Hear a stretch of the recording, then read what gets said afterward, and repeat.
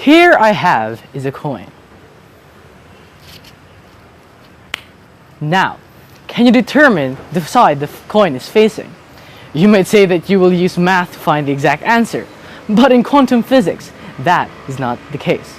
Because in reality, the coin is facing both head and tail. Confusing, eh? Why does this happen, you might ask? Let's continue to find out. The coin, given that my palm is covering it, is facing both head and tail because of this phenomenon called quantum superposition. Quantum superposition is the phenomenon which individual particles exist in two or more states at once, only settling for one or the other if you particularly observe or test for it. Wave function refers to the sum of all probabilities of a state of a particle, which you can use to determine the most probable state the particle could be in. Hence, the coin, hidden in my palm, is in a quantum superposition between landing being either head or tail.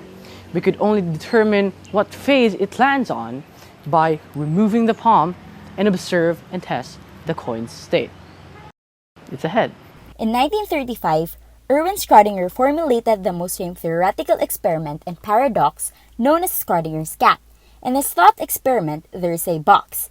In it is a cat along with a Geiger counter, a hammer, a vial of poison, and a radioactive substance. When the radioactive substance decays, the Geiger counter detects it and triggers the hammer to release the poison, which kills the cat.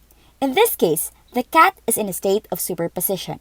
We would not know whether the cat is dead or alive unless we open the box and observe it.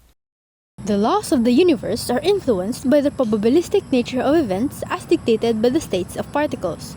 Certain phenomena also obey by the ways of quantum superposition, such as quantum entanglement, quantum decoherence, and quantum tunneling. Do you know that due to quantum superposition, the hydrogens inside the core of the stars, even when subject to immense gravitational pull and repulsion because of them having similar charges, are still able to fuse together by passing through what we call the Coulomb barrier. As the wave functions collapses pass through the barrier, this effect is what we call quantum tunneling. Einstein once said that God does not play dice with the universe, believing that the laws of the universe don't surrender to uncertainty or chance is implied by quantum mechanics. However, in the quantum scale, he is very much incorrect. Majority of the modern scientists and even scientists of his time know that there's no mathematical equation to truly determine every event from the start of the Big Bang up to the end of the universe in the Big Crunch.